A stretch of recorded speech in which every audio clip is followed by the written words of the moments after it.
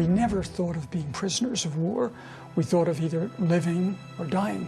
So it came to all of us as a surprise that we were shot down, but we didn't die. We survived.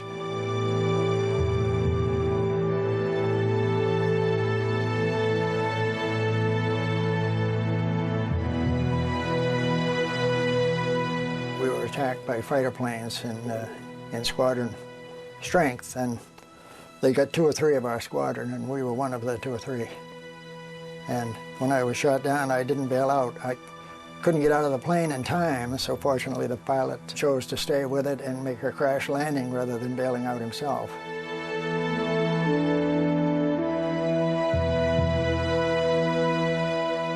Floating down in the parachute, the thing that bothered me most was how I was going to get back to London by 1 o'clock to keep a date with the Red Cross girl.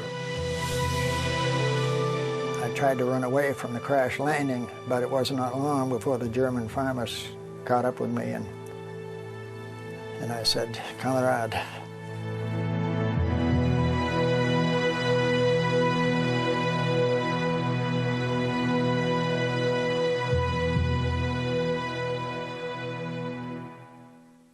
$93,000 plus Americans were in hands of the enemy in the European theater of operation. 93,000 Americans captured by the Germans. They kept us for a couple of days in Munich. There was a medieval prison, 2 of us each in cells. I just sat in the corner. I thought my life is over.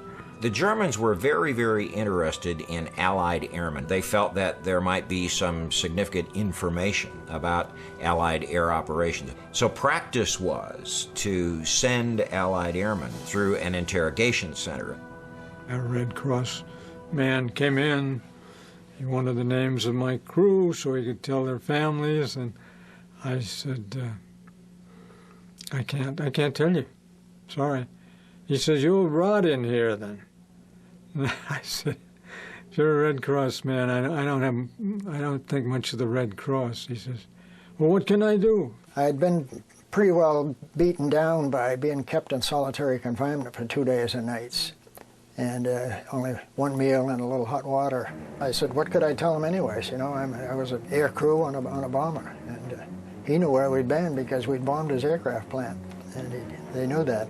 Well, I didn't get into any discussion with them, as I'd been instructed not to, and they didn't apply any pressure, so I managed to get through it pretty good. So finally he said, "Well, we're just wasting our time, Sergeant. You might as well go." And he pounded on the door and shouted to the German guard to come in and get me, take me back.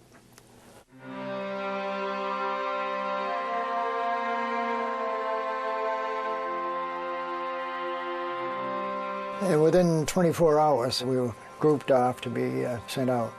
We were crowded into one end of a 40-man car, and there were about 80 of us in one end of the car. So it was not a comfortable trip. And there were no provisions for a toilet for 2 days and nights, and we didn't get anything to eat during that period. We were marched up the hill to the prison camp. And we went over the top, and now here was this ugly, depressing, beat-up old stockyard, so to speak, which was Stalag 17. So entering the gates, I wasn't exactly feeling great about the future.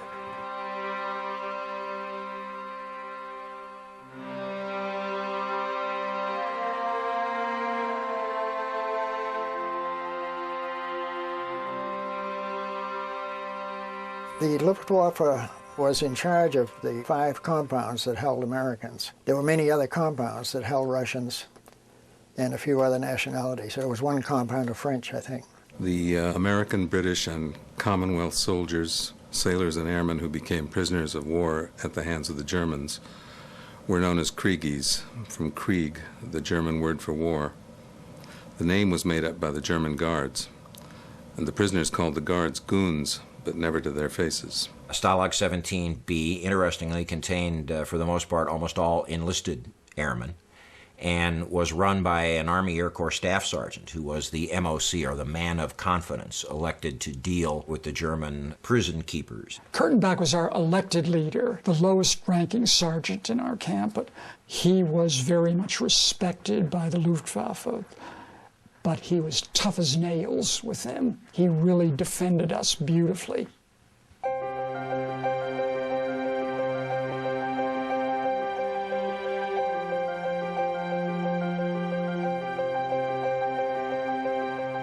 The first organized event of the day was essentially a head count, a roll count.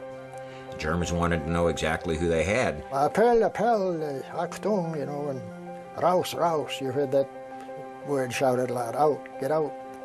And just banging on the bunks and getting everybody up and moving, and didn't have to get dressed because we slept in whatever clothes we had.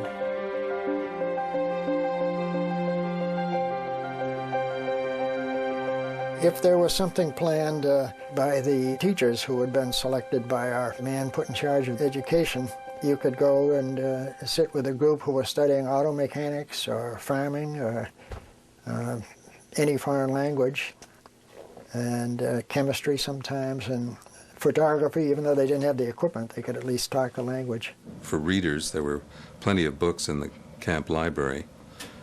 For actors, producers, and carpenters, there was a theater. In the theater, in the theater they had.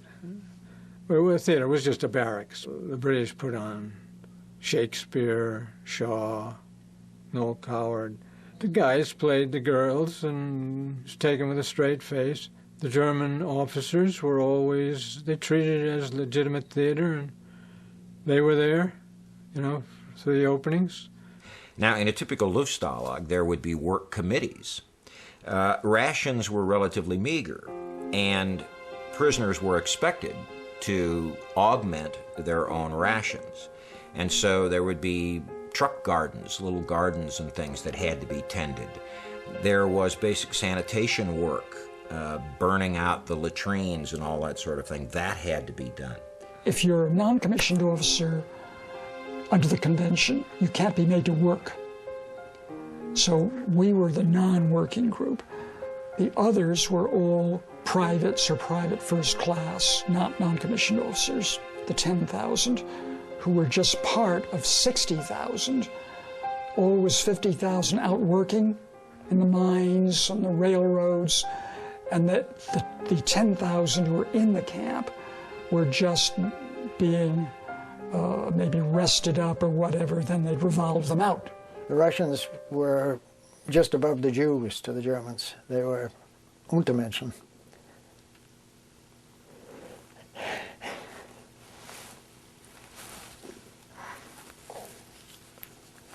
Makes me sad just to think about how they killed them. I never saw them killing the Russians, but I saw them killing the Jews.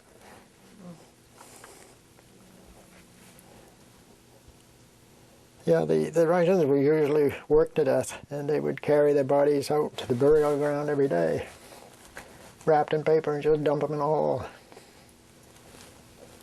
And they thought nothing of it at all. They were just throwaway bodies. Contrary to how the French and the Americans were treated. An American at a military funeral, and had they found an American flag to put on it, had made him a casket, and the Germans saluted him.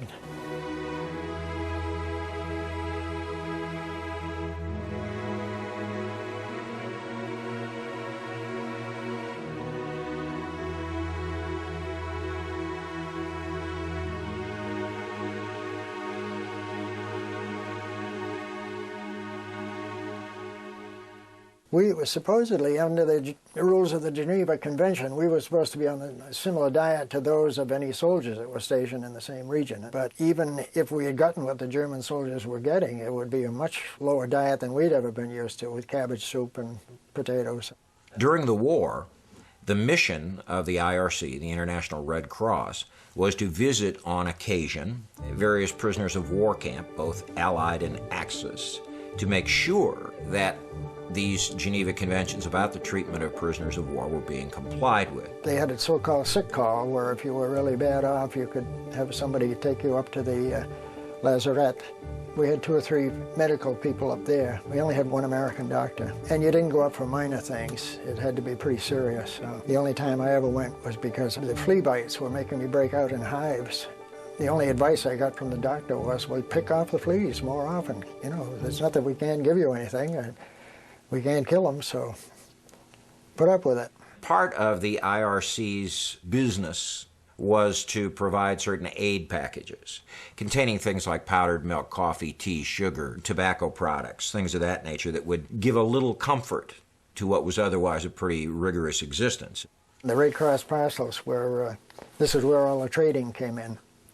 If we could get a German guard accustomed to smoking American cigarettes, then there was a lot of things that he would do to keep getting American cigarettes. The Germans knew what was in those aid packages, and in many cases would simply rape those aid packages, take all the tobacco products, take anything that they particularly wanted out of them. Now, the prisoners could complain, but the guy who turned the German guards in was going to have a rough time. Outside of a few stolen things that German soldiers had stolen out of our Red Cross parcels, why their only source was to trade with the Americans, give them something for some of the finer foods, like a can of jam or instant coffee, cigarettes particularly. They were short of the things there the same way we were back in the United States. Kurtenbach's people knew how to trade. They knew how to spot guards you could trade with and spot ones you couldn't trade with because they'd axe you. Now, this didn't go too high up the line. You know, the sergeant of the guards wouldn't be involved and would have had to have reported anything he knew, but the individual guards were.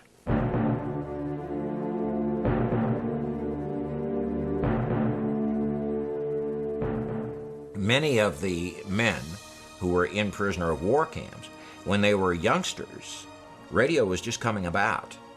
And one of the great pastimes, one of the things that you learned to do as a little boy, was to make a crystal set. And you made it from parts, mom's sewing spools and pieces of a silver spoon and things like that, to make yourself a receiver. And then learned what antenna attenuation was about. We had several radios within Stalag 17. They probably averaged out to be 1 per compound. We must have had probably 300 or 400 trained radio operators as prisoners there who learned the skills how to make radios through using miscellaneous material that they could find and trading with the Germans for pieces. BBC, well, that's the only station anybody wanted to get the Allied news. They would get news from BBC. Kurtenbach's people would write the news up and then give it to the reader. At ease. Well, that's just what happened. He'd come in, and at first they'd say, secure the windows, secure the doors. So somebody would get on guard to make sure there were no Germans around. And he'd get up on a stool, and he would give the news that they had picked up from BBC. After the invasion particularly, we were anxious to know what progress was being made. You'll remember that the progress around Christmas time was in reverse, the Battle of the Bulge. And from the German news people who would bring in a newspaper and let us read it, they said they were now driving the Allied troops back into the Channel. So we didn't know who to believe. Everybody was giving you propaganda. And it was a pretty bad time.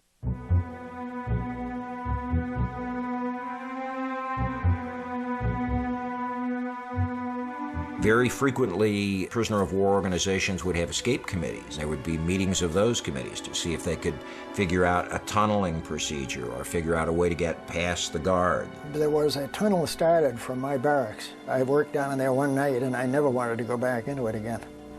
That was the most horrifying experience of my life. Expecting it to collapse any moment on my head and scratching out a can full at a time of dirt and pushing it behind me and getting it back. And after I did one night in there, I said, that's my bit. You guys can have it. Well, within a few days, the Germans had discovered it. It was the duty of an airman, American or British, officer or non-com, who was brought down over Europe and was physically undamaged to avoid capture by the enemy, and if he were captured, to escape. His thoughts should always be directed to getting back to base and returning to the fight. The Germans came up with their own methods of preventing escapes, such as driving heavy wagons around the perimeter of the fence to crush any tunnels that might be near the surface. Or they had soldiers go around with a long steel rod and poke it into the ground and try to detect hollow places outside the barracks. Or he'd be crawling around under the barracks looking for signs of fresh dirt. Where we built this tunnel, we were looking for sewer pipe. We never found the sewer pipe. In fact, I discovered that information that had been given to us was not correct. Barracks were torn down by the Germans because they had too much trouble with people tunneling. They were the nearest to the outside, and they just tore the barracks down. They said, there, crowd into your other barracks, and we'll have more open space. Let's see you get through that. The escape thing was strange to consider because I couldn't imagine what I would do after I got out. You were too deep in enemy Allied territory, really, because a prisoner of war is not generally on the front lines. He's moved to the rear. So you've got all of that enemy-occupied territory to get through. But we did know that the Yugoslavs had some freedom fighters, so-called, down there, Tito's forces. And I didn't know it at the time, but after the war we learned that escapees did and evaders did get into Yugoslavia. And once they were into the hands of the fighters down there, they could arrange to get picked up by the Americans or British and get out of there.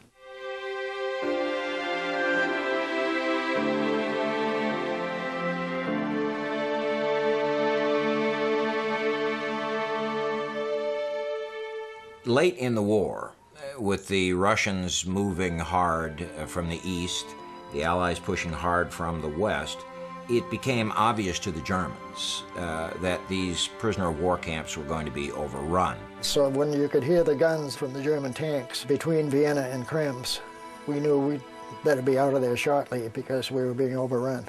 The Russians were now only 12 miles from us across the Danube.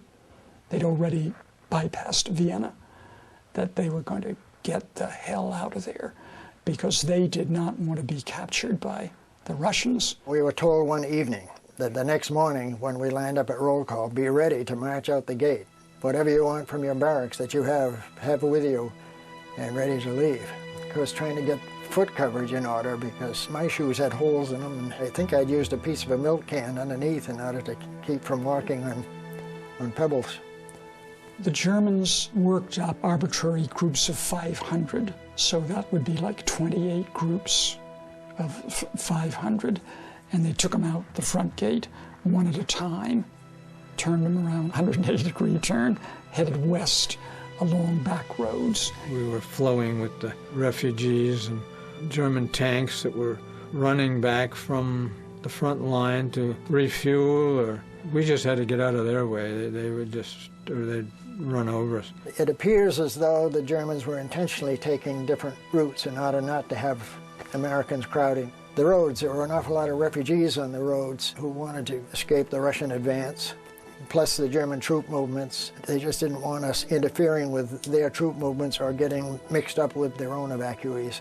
We were warned before we left by our elected leader, Kurtenbach, who stayed behind with 100 men rounded who were not well enough to make this trip. But he warned us to not take advantage of the fact that it would be easy to escape because we were moving towards the American lines, and you were far more apt to be killed out there in the countryside having escaped than you would be apt to be killed just sticking with the group.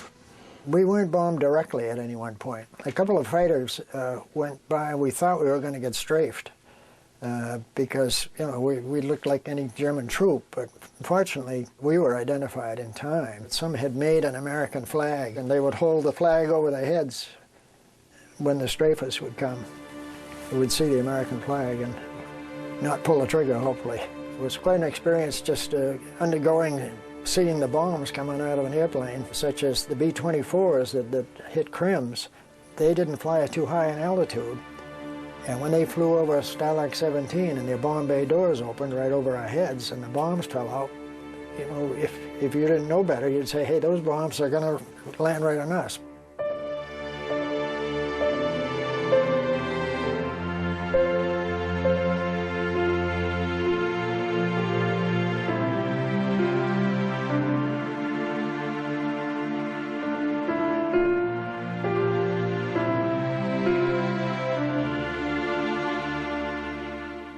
Then it was about another just 4 weeks to the time that we were recaptured by Patton's troops, about 120 miles to the west.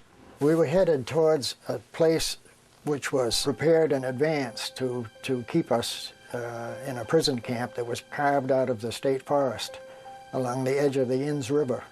After they'd gotten us as close to the American lines as they could, they put us into this big forest and then pretty much just left us there. They disappeared bit by bit. The Germans had cleared the woods a bit for us, by cutting down trees and using what they cut down to build some crude guard towers. We were just dumped into the forest on our own to create whatever we could for shelter out of branches and bark and our blankets and so forth. You could hear the guns approaching on the other side of the river at night and all. Then we saw our forces on the other side of the Inn River. Then we realized, hey, they might start shooting. And one of our guys, his name was Clark, he swam that river to warn them. You can imagine, terrifically cold. And he got over to the other side and made contact with our troops. And finally, this major, he said, "Good thing you got over here."